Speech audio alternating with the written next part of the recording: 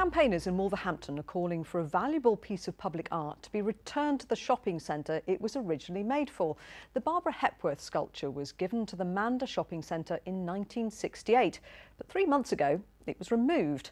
The Royal Bank of Scotland, which now owns the centre, says it's to allow refurbishment work to take place, but some local people fear it could be sold. Sarah Falkland reports.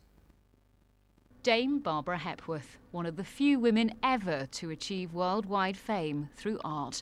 She was one of the St Ives set during World War II, and it was this Cornish cove, Porthcurno, that inspired her to create this.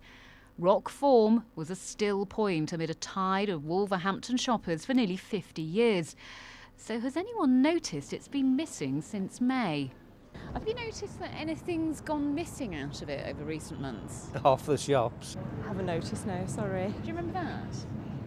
Oh God, yeah. Yes. I'll notice it now. Yes, it has gone, yes. Not quite what the Dame would have hoped to hear, I'm sure, especially since she's said to have sold it to the architect of the Manda Centre, a friend of hers, for cost. So what have the current centre owners, Royal Bank of Scotland and a property management firm, said about its disappearance? They said, we've taken it out for safekeeping prior to the redevelopment on the advice of our insurers. But of course the problem there is that although there's a big redevelopment plan for the Manda Centre, even their architect admits that work isn't going to start for another 7 months. So the Manda Centre is now on sale, minus the sculpture, after 50 years that it's been standing there, and that's what worries us. And concerns been fuelled by rock form being apparently airbrushed out of the artist's impressions of the new look centre. I assumed it was there for the people and visitors to admire Barbara Hepworth's work. What would you say to the RBS? Put it back so everybody can enjoy it. And Sarah joins us now from Wolverhampton. So, Sarah, what's the latest on this campaign?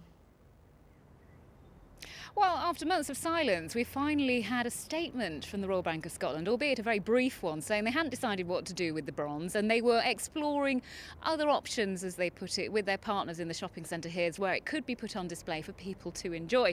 While other campaigners reassured by that. Richard, are you reassured by that statement? Well, it all sounds quite good at first glance, doesn't it? But no, to be honest, we're not really reassured. What were you hoping to hear? What we were hoping to hear was that, and they've had plenty of chances to say this, that no, they're not going to sell it.